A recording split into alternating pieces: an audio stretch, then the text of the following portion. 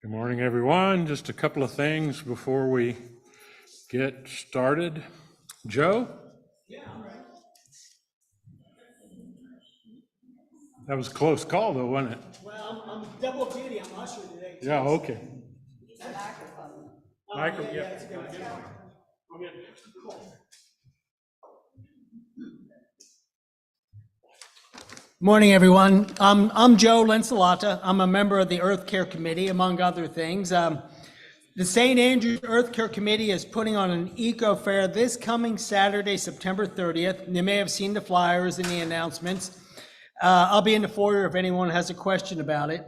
We'll start around 1 p.m. and end at 4 p.m. We'll have tables on making your own rain gauge, a recycling game, electric and plug-in vehicles, solar panels and power walls, plastic reduction, environmentally friendly household cleaners, environmental gardening, the Inflation Reduction Act.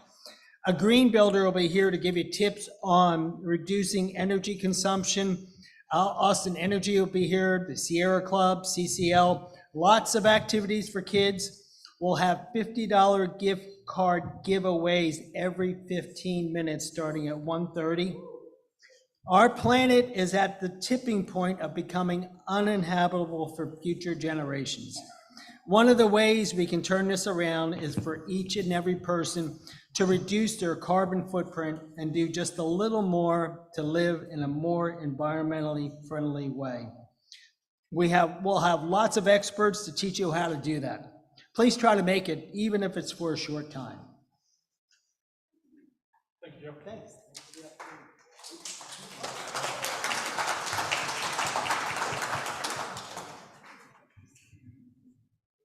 There will be a congregational meeting. We have been saying directly after the service. A lot of times we have that before the benediction. Is that where we're doing? Yes. Okay. Right before the benediction. It's to pick new nominating committee members. It'll be a quick thing, but we need to, by rule, we have to announce that. Angela, step forward and be seen and heard. Hello, I'm Angela Spangenberg, and since about 2015, I've been a member of the St. Andrews Sermon Transcription Project, which means that about every 5 weeks, it's my turn to take an AI-generated transcript of what Jim says and turn it into prose that flows and preserves the idea. The computer is not very smart. We are down members right now, and so right now it's about every 3 weeks, and this is too much for me, it's too much for Patrick, it's too much for Diane, and so we are sending out an appeal to anybody who has good editing skills, good spelling and punctuation, and can write in a way that preserves the service. So it's a service for people who either can't hear or be here for the sermons, and then it's also a way that we preserve and archive the theology of this church. So it's important. What's in it for you? You get to spend time with the sermon, and so at the end of each sermon, Jim usually asks, how would you think about this? How would you preach this differently? And so I can never think in that 1 minute, all of the things that I would like to think about this, then I would, no, I wouldn't change anything. But, so this was the sermon that I finished last night. And so I'm going to quote you from 2 weeks ago. Your body is like a candle. It is a combustion. It's burning, and there's nothing you can do to keep it from burning out. Holding your light back so that the candle doesn't burn is the worst mistake you can make, because your life is in progress. The light is in the progress. The key is not to identify with the candle that's dying, but with the light that's being born. That's lovely. I would have added to this, not my own words, but those of Edna St. Vincent Millay, who in A Few Figs from Thistles said, "My candle burns at both ends. It will not last the night, but ah, my foes and oh, my friends, it gives a lovely light." So if you would please, I'm sorry? It's about approximately 2 hours, once you've had some practice and know what yeah, I will be in the back with email address for you and some sort of hands-on, here's what the sermon looks like when it comes out of the II, here's what we turned it into. Please stop by if you think you may be interested. Thank you, Angela. Thank you.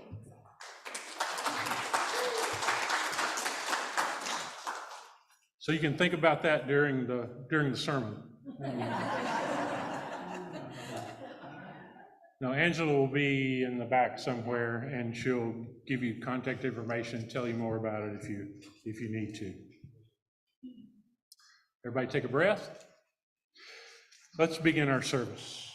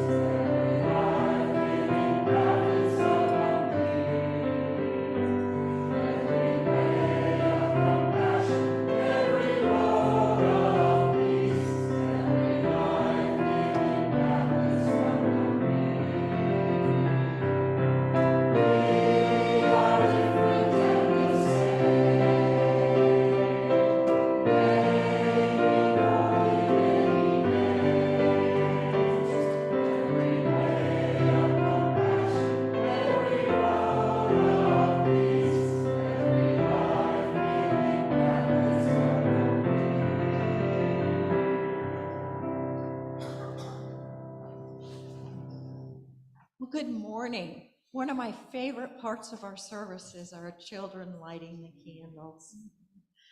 I am so excited today. I'm excited to see all of you, but I'm also excited because I am like a kid in a candy store when we have ice cream.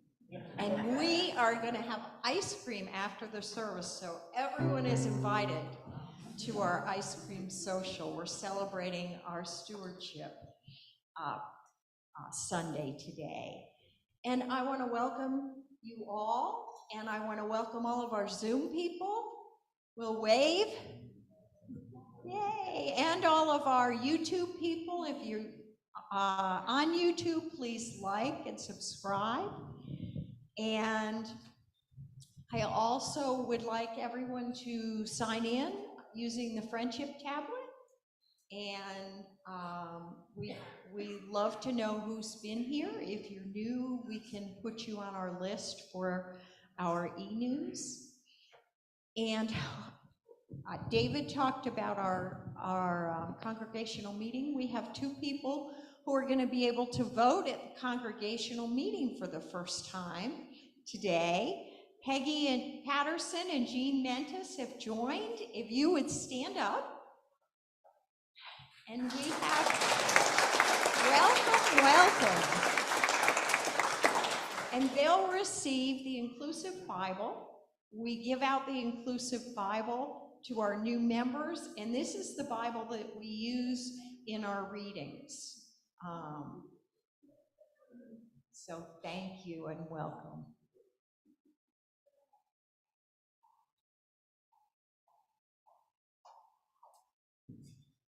And now let us join together in community.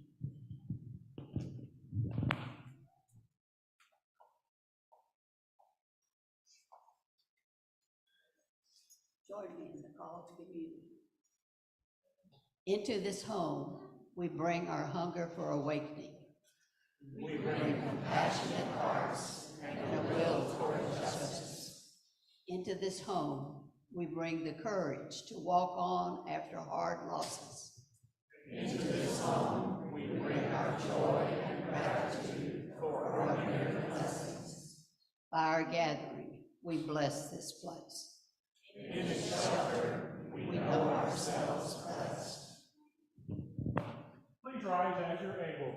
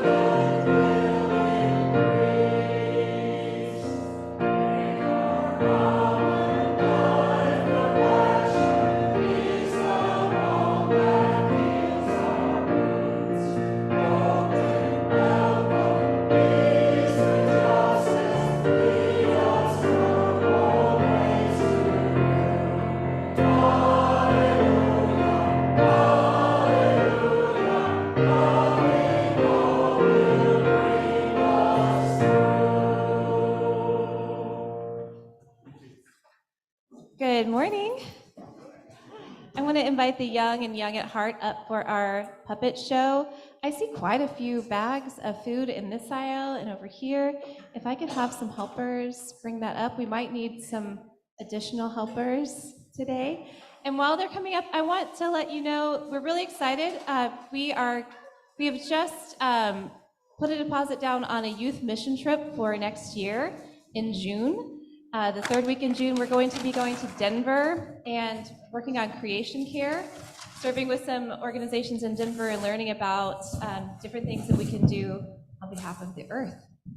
So if you want more information about that, if you have a youth in your life, or if you know someone who might be interested, come talk to me or Abigail.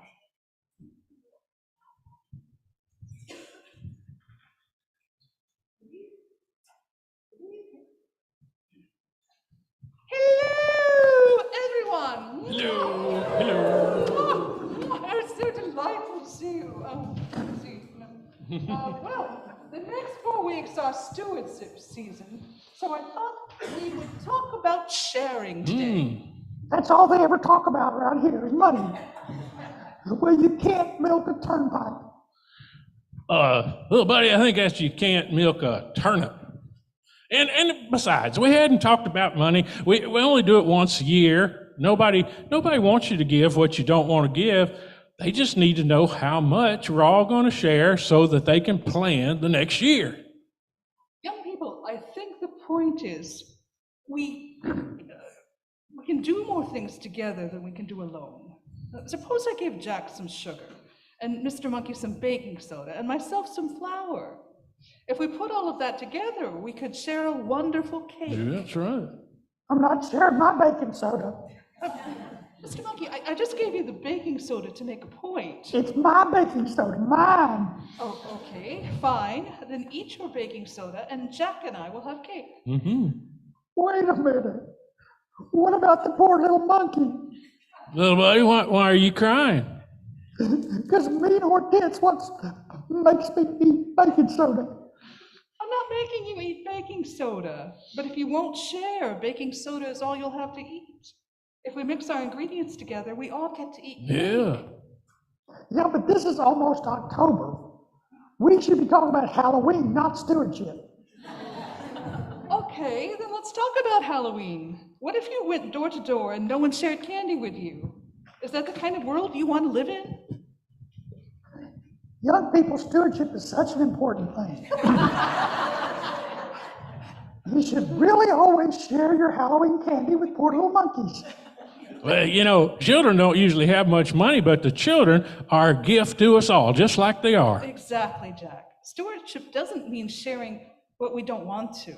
It means sharing our gifts together so we can all be happier. And why don't we sing a song about sharing? What's our sharing song? Well, that's what I wanted to ask y'all. What's a song y'all like to sing? Is there a song that we do that you like to sing?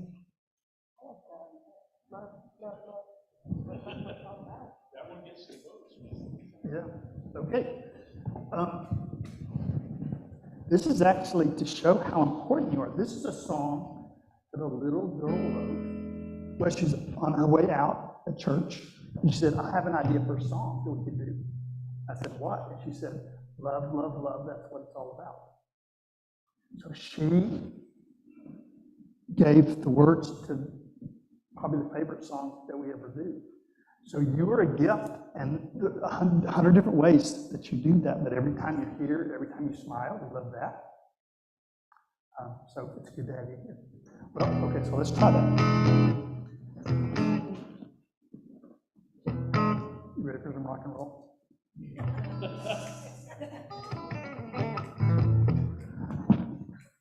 Love, love, love, that's what it's all about.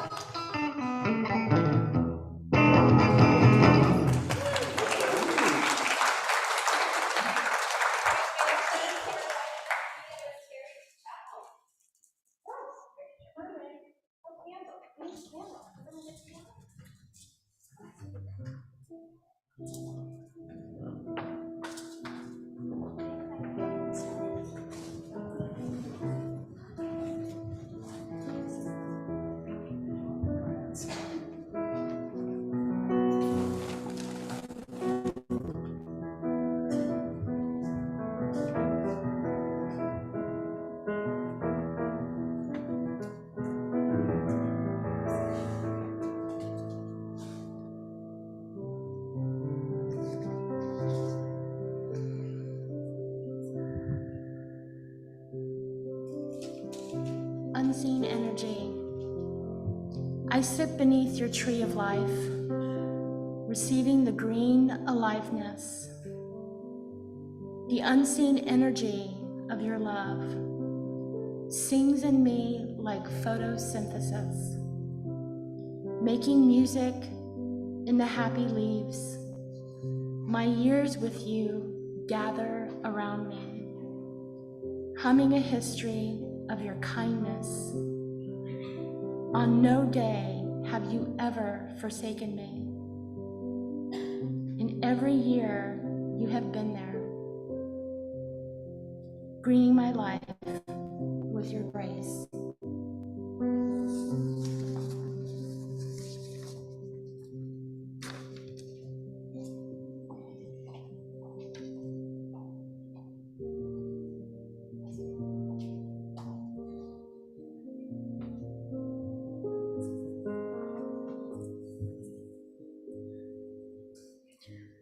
Let us now pause and go inward and think about the needs of our fellow congregants, our world, and ourselves, remembering that we all are one.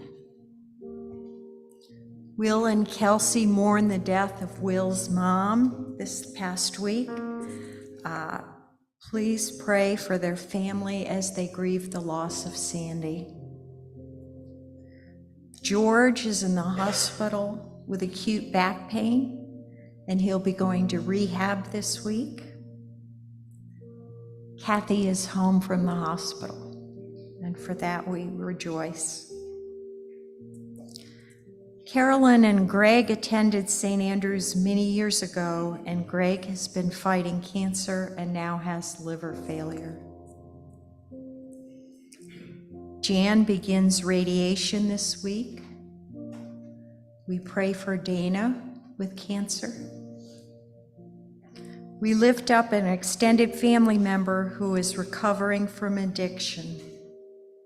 We know that going forward, they will always be recovering, and we lift them up and lift up all who bravely face addictions in their lives. We also remember the young adults who are having a difficult time finding their path into adulthood. May they find acceptance and people to walk with them on this journey. Spirit of love, we know that breath sustains us. From the first breath at our birth, it is a constant during this lifetime. Your love is a constant as well. Help us to link the constancy of our breath with the constancy of your love. As we breathe in, let us feel accepted. And as we breathe out, let us expel all the negative voices we hear. As we breathe in, let us believe that we are enough just as we are. And let us breathe out the need to be something or someone else. As we breathe in, may we feel hope and support. And may we breathe out that hope and support for the entire world. Amen.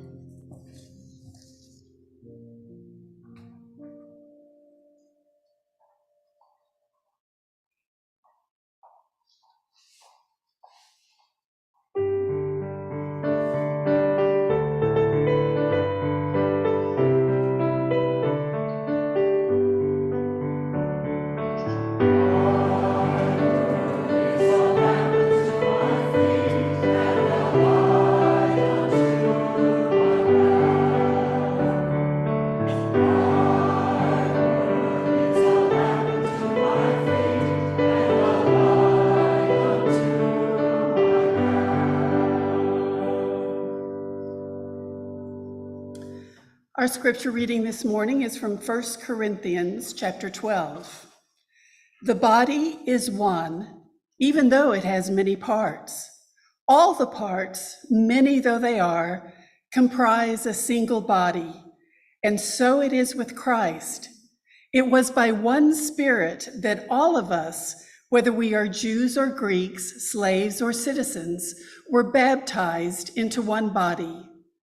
All of us have been given to drink of the one Spirit, and that body is not one part, it is many.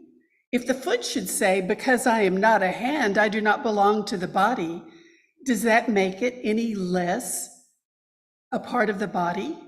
If the ear should say, because I am not an eye, I do not belong to the body, would that make it any less a part of the body? If the body were all eye, what would happen to our hearing? If it were all ear, what would happen to our sense of smell? Instead of that, God put all the different parts into one body on purpose. If all the parts were alike, where would the body be? They are indeed many different members, but one body.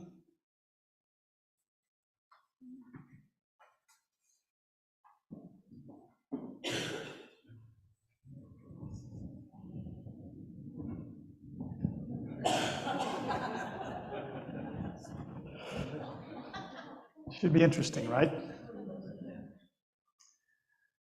I think if there's one thing that everybody that's ever served on the finance team at St. Andrews could agree upon, it's that I don't do good stewardship sermons.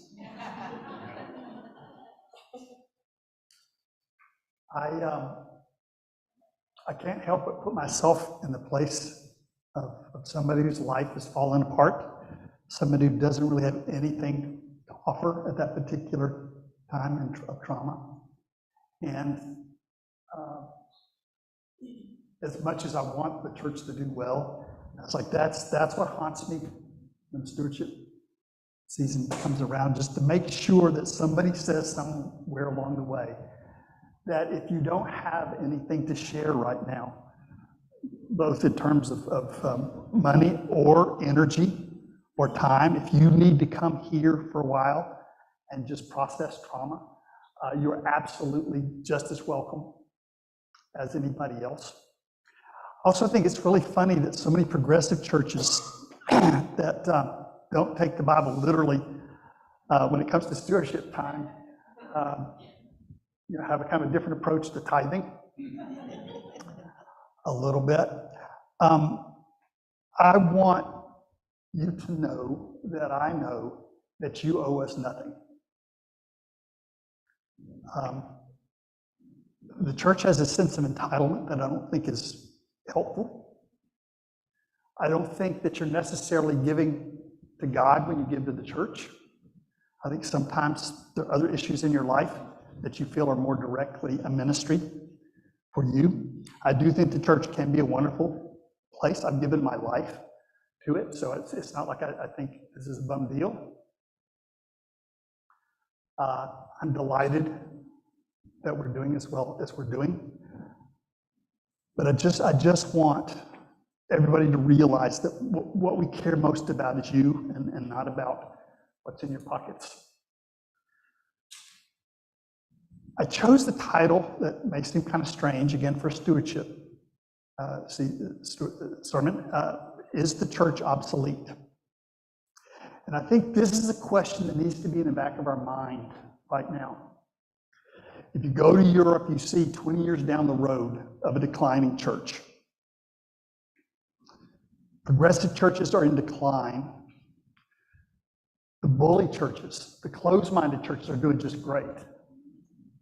And you see a kind of imploding culture as represented by these churches.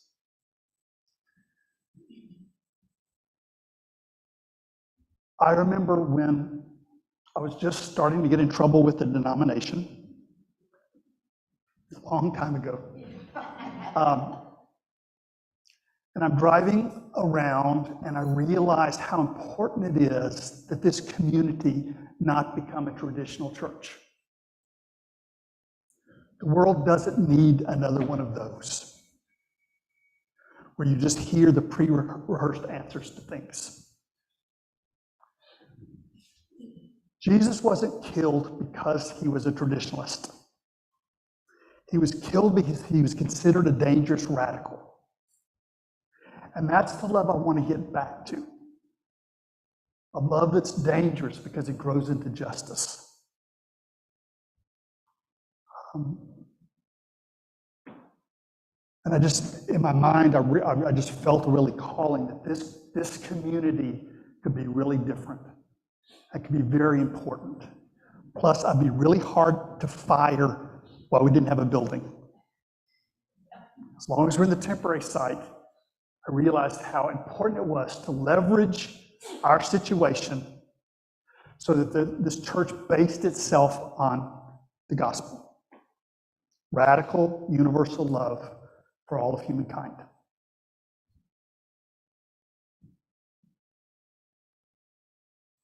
When I started off, I had a kind of different, I had a view of what I was taught in seminary, which is, the church is a part of the culture, and you have all this kind of prophetic thoughts, but it's like ultimately you leverage everything so you fit in the culture. Nobody said that, but that's kind of what I was taught. And I remember when people got upset, I used to chase after them to try to make them happy and plug in. Until I realized that's a part of the instability of progressive churches. If somebody doesn't want to be here, they shouldn't have to be here. I remember there was a man who'd take me to lunch, 2 or 3 times a year, and he'd just complain about the church and what wasn't happening there. So I realized that I was kind of feeding into that dysfunction. I was getting a free lunch out of it, but I decided to ask him, well, what do you want to do to make the church better? And the answer was very clear, nothing. I just want to critique. I'm mid-management. I just want to come to the church and tell everybody else how they should do things. And one day I finally just said, if you went to JCPenney's and picked a suit off the rack, it wouldn't fit, would it? I said, if you don't get involved in the leadership of the church, this place is never going to feel like home.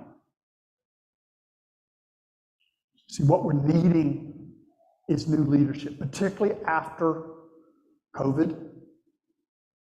You have no idea how tired the people are who've been carrying the weight of this community.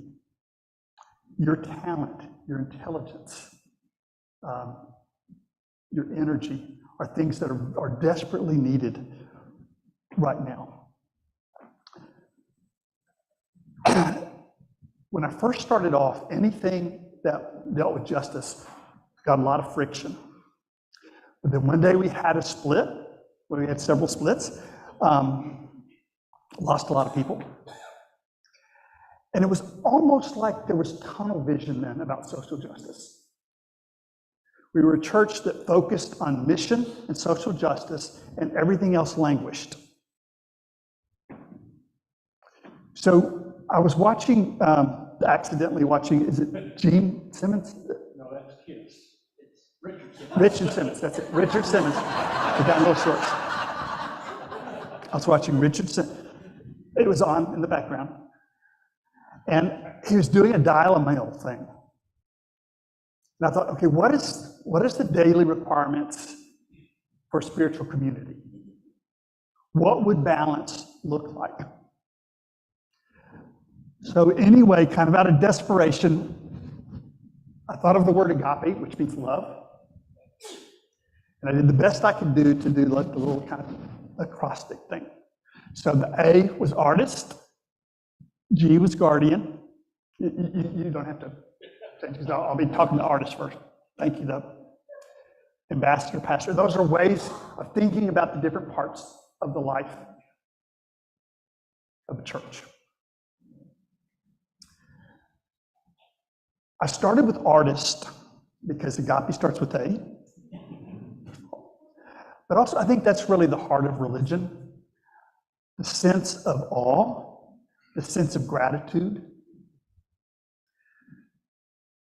that gladness of being alive, things that call us to a sense of life. I really think that's the heart of religion. We can forget that in all the busyness and the work and trying to do things, but that sense of being glad to be alive and wanting to share that with another person.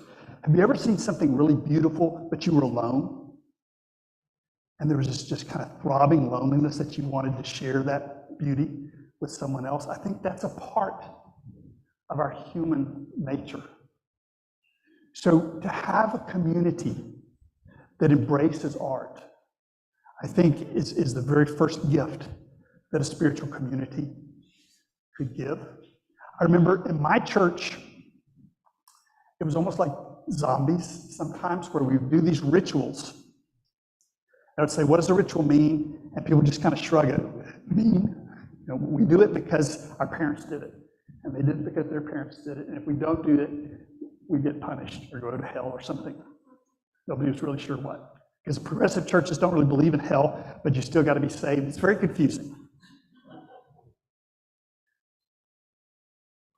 But in the early church, in the early stories, remember that this was the first time they were doing these rituals. Think about the first baptism that ever took place and the reverence at either a new life or a new direction somebody's taking, and a whole community stopping to celebrate that. Think about the gift of sharing life as art. I think that's square number one of a church, that we stop just to appreciate being alive and to share that gratitude. I believe the heart of what Jesus taught was this radical universal love.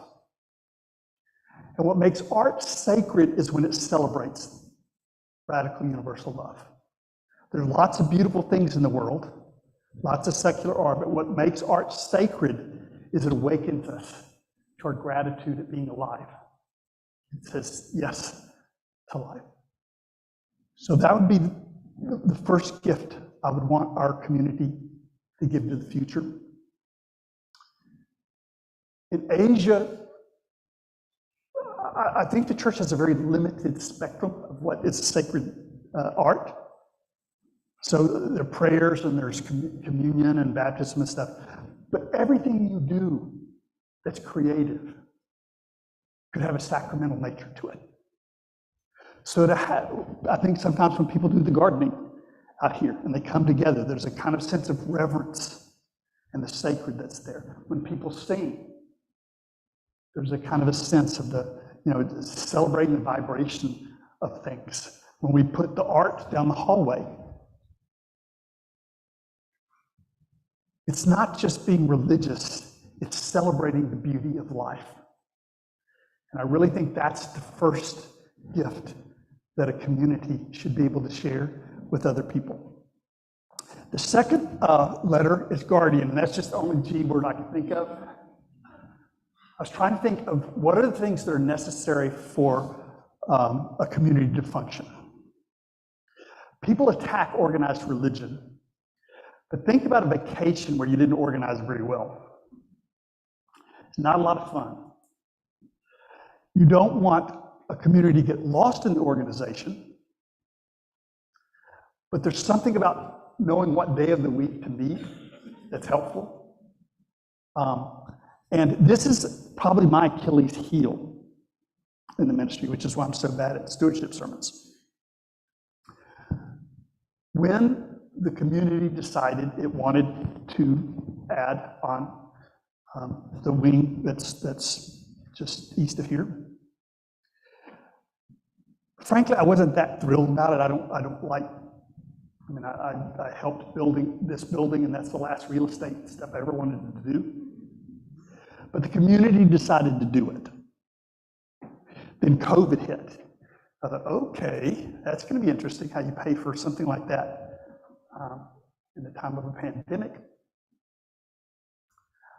But we're feeding like 1,200 people a month that we couldn't do before. There's something about having a footprint that's stable,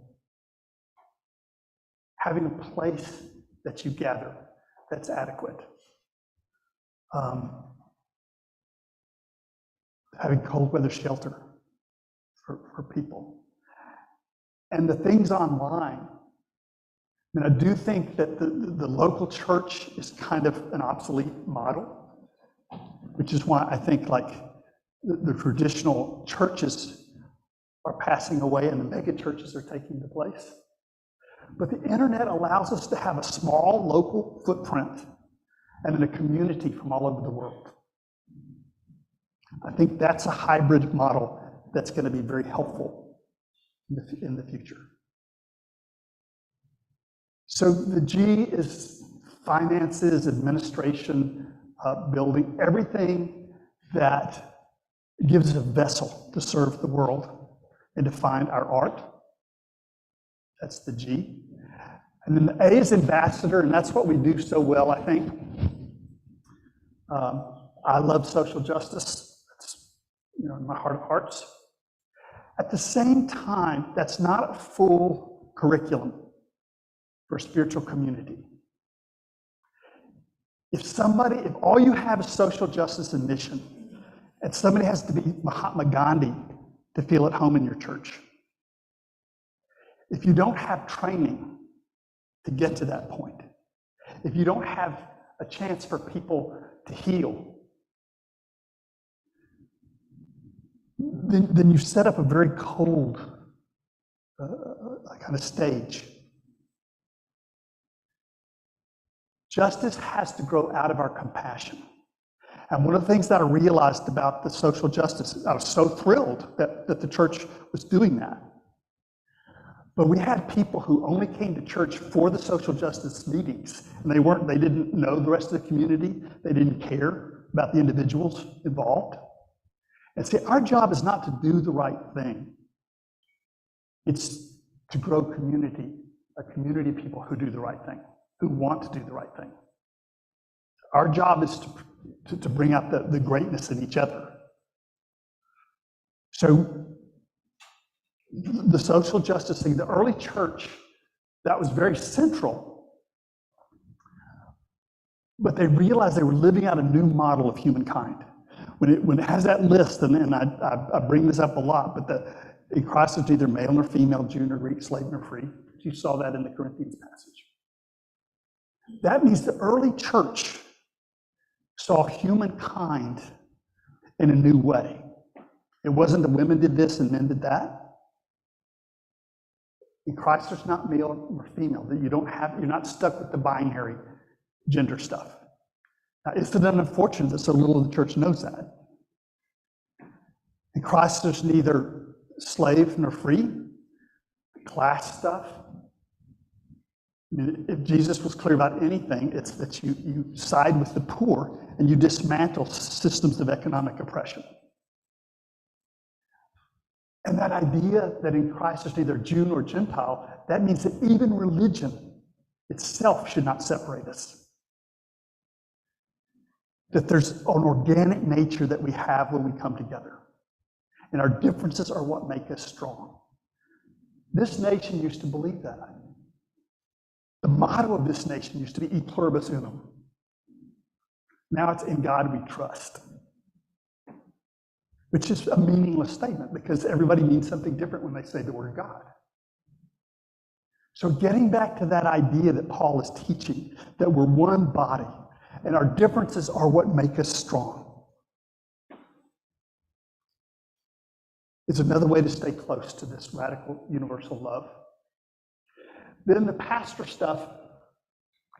I used to be a really good pastor a long time ago. I would spend all night if somebody was in the hospital. I spent a lot of time in the counseling stuff. And I realized I was spending about 80% of my time doing that, and I had a very small footprint. But there's only one of me. That's a problem. And what developed was this loving, nurturing spirit within the church where people took care of each other. Think how much better and bigger that is. So pastor doesn't mean staff, although obviously we're part of that. Can you imagine a church that has a parish nurse and a bulletin board where you can learn about all the different kind of health things? If we only focus on people outside who need help and we don't care for one another as a community, we will not have the power to reach as many people as we could. In the early church, what a lot of people said is how they love each other. As much as they would criticize for everything else in the church, people took care of each other. At a time of trauma, that is so important that we not leave that part out, the healing part out of the life of love. So my aspiration for this church in the decades ahead is that people will be trained in listening skills, will be trained in understanding the human condition, trained like experts. to understand how to communicate, how to hear emotionally, kind of things. I think that also will take us closer to the kind of love that Jesus was teaching. And the final letter in the word is educator. And if you want to see how we're doing on this, go down and look at the children's wing and see the drop-off, all the new painting stuff that's over here, and how that is kind of second class. Kids see that. Kids know if they're second class. And in most churches, that's where they are. And you may have been in a church where that was true too, where you knew you were just supposed to be quiet and not cause problems. Don't ask the wrong questions. Just kind of try to endure this, or when you get to college, you can just jettison it all. But it doesn't have to be like that. We can give these children something we never had. And that's a living spirituality that's born from the inside out, that doesn't dominate them or indoctrinate them, but helps them discover what it means to be truly human being. We betray children when we think our task is to teach them how to be Presbyterian. Give me a break. Or even to be a Christian. You can be a Christian in the nominal sense and be a bad human being. What the early church did was teach people how to love radically and universally, and that transformed who they are. Again, without education, there's no stepping stone to the higher levels of function. If people are not Mahatma Gandhi when they get here, then they're not going to be happy and learn. Education is what gives us DNA. Education is what makes sure what we're doing now has a future.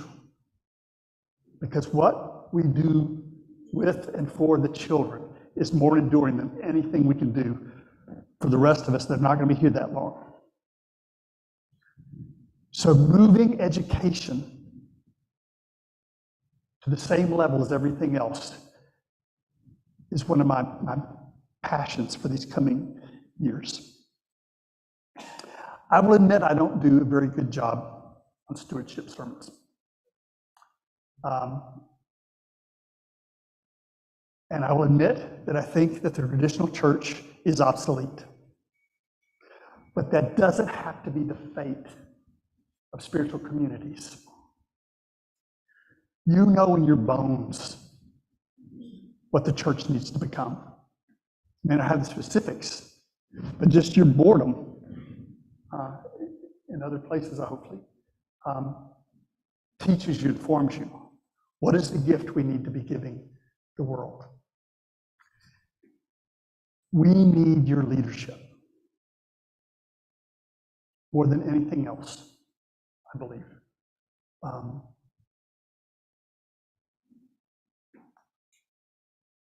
And I don't think you need St. Andrews, but St. Andrews can be a place where you find your calling and express it and live it out. It's a shame to have to buy religion off the shelf, and it looks like an ill-fitting suit and never feels quite right. What if you realized that your leadership can make a difference? And then you could sit in the steering wheel and help guide us into the future.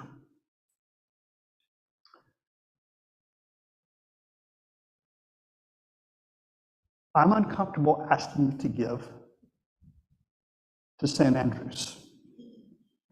That's not what I think stewardship is. So I would not ask you to give to St. Andrews, but possibly through St. Andrews to give a gift to the world. If this feels like a place where your gifts can blossom. The most important thing, I think, is to realize that we can give our children a gift that many of us never had. And that's a torch that's been passed through the ages by the ancients. Originally, there was a flame attached to that torch. And if we return to the message of radical and universal love, that light can glow again. Well, those are my understandings of what church is. We'll take a moment for you to think about how you understand it.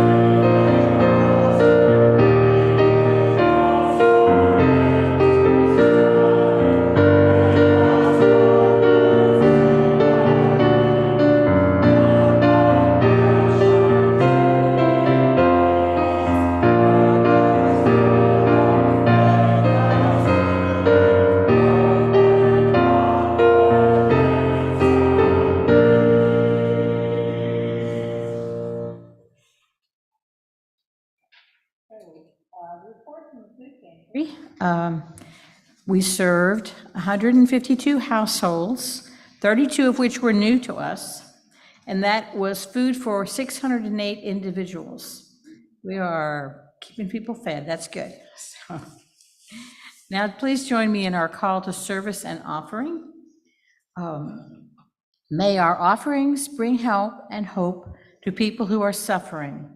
May they be used to bring justice where injustice reigns, to pour out mercy to those who need it most, and be a tangible sign of our love for our world. We present these gifts as our act of commitment to the values to which we ascribe. Will the ushers come forward, please? New baskets.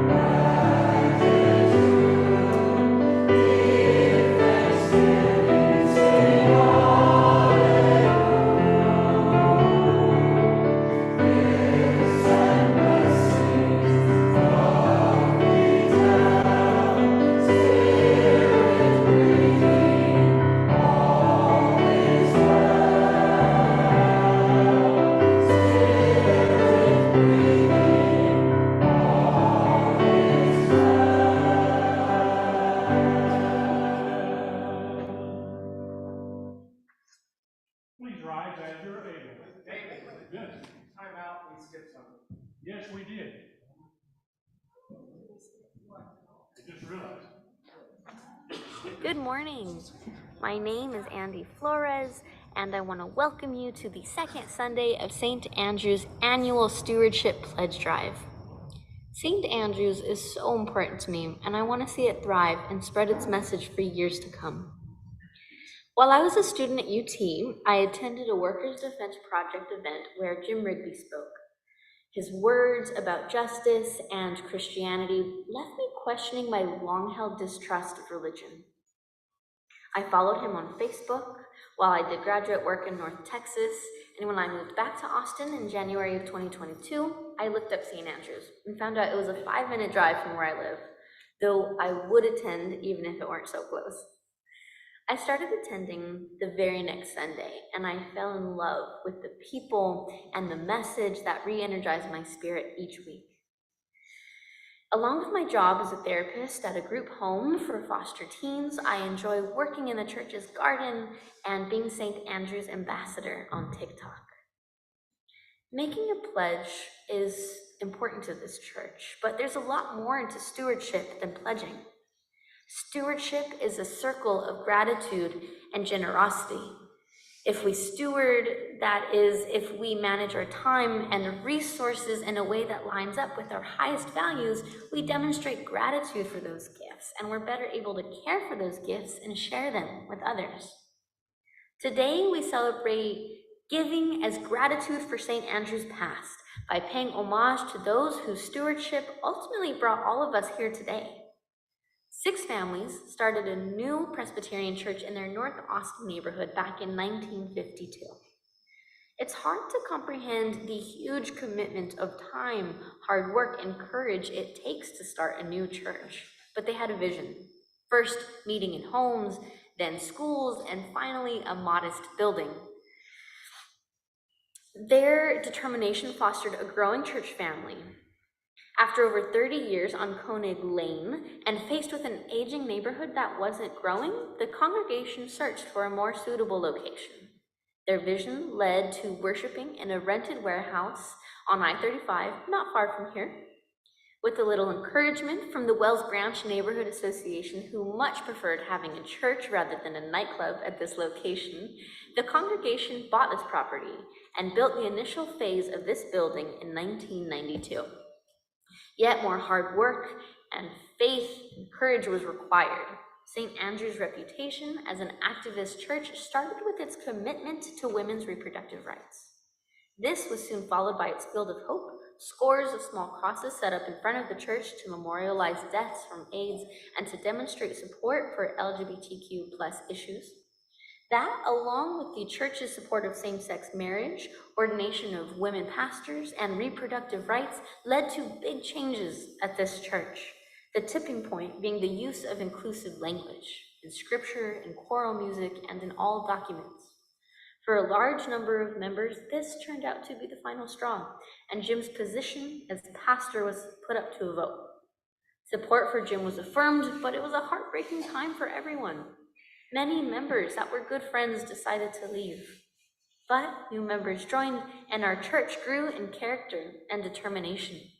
Today, we stand in awe of the courage, wisdom, and faith that is the 20th century legacy that we are entrusted to nurture in the 21st century.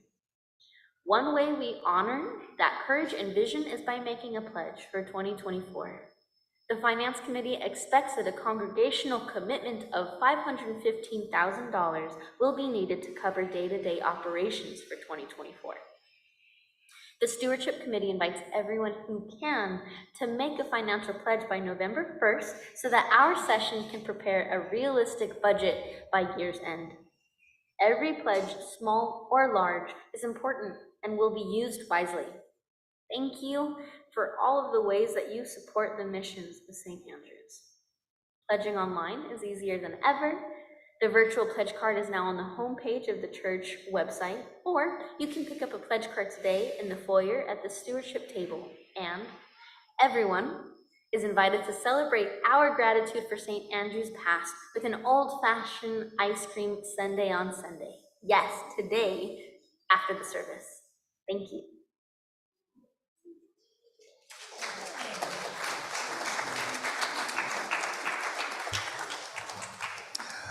Well, we're squeezing way too many things into one service, but this next little bit will only take like 3 to 5 minutes, probably. That's the election of new leaders for the coming year. A Presbyterian Church is a democracy, so you choose your leaders. Nobody from the staff can make that decision. So would you present the slates? Good morning. I'm Steve Landsman. I'm the current chair of the nominating committee. And I want to let you know the reason we have a congregational meeting for this particular thing is this committee reports to the membership. It does not report to session, so it is your decision on how this gets done. All other committees report to session. We have, every year we elect 4 new elders to our board of 12 elders. This year we are electing, put up for nomination, Ed Kopis, Vicki Lynn Salata, Martha Cole, and we did have a 4th person, but life gets in the way and that person is no longer available. So the nominating committee will be looking for a 4th person between now and the next few months. So that is your candidates for elder session for class 2024 to 2027. At the same time, we also elect a new committee for the nominating committee. And I'm going off of the committee on December 31st. Taking my place would be Justin McCready as chair, co-chair Mary Groff, Andy Flores, who you just saw on our video, David Rackley, Julie Gallen, Bruce Cantros, Janelle Howe, and Bridget Farr will all be on the nominating committee. So at this point, we'd like to, are there any nominations from the floor for any of this?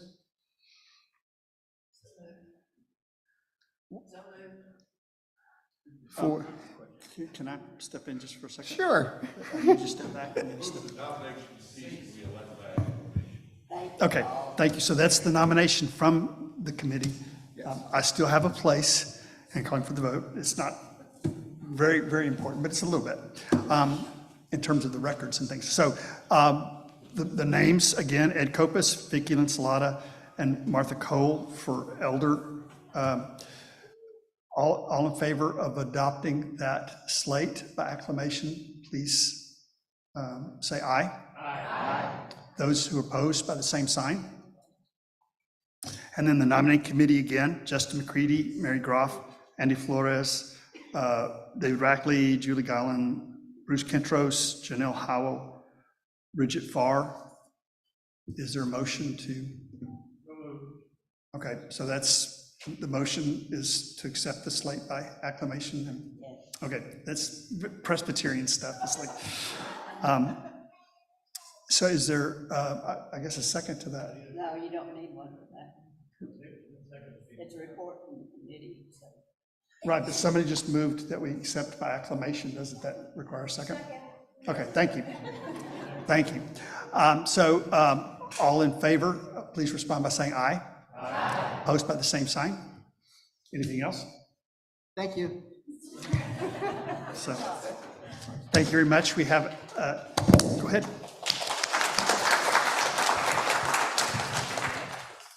So, and we have a hymn and a benediction. Please rise as you're able. Wait. Go ahead and rise.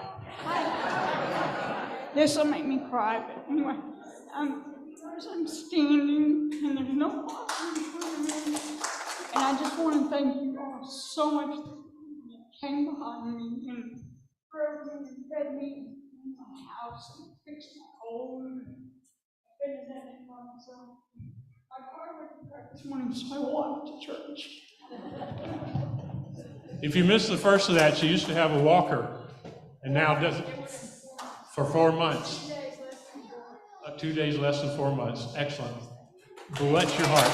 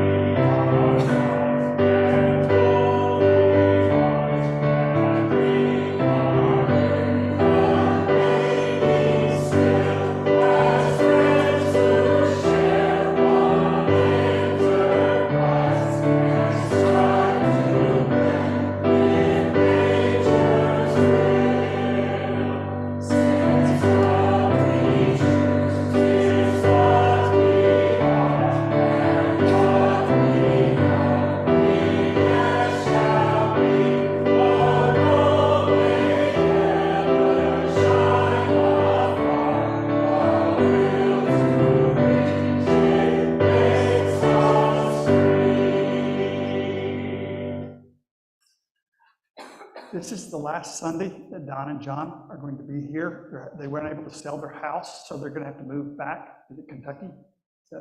So very sad, but we want the benediction to also be kind of a special send-off for them. And please know you'll take our love with you as you go. And as you go from this place, remember that you are the radical reformation that the organized church needs. So go out from here living that radically inclusive love for all of humanity and all of our planet. Find the simple joys of each day and celebrate them. Find new ways to serve humanity, ways that feeds you too. Work to create a loving community that cares for everyone. And continue to learn and grow in your understanding of life and love, all of the arts, and all of the essentials of being fully alive in our world. Go in peace. Amen. Amen.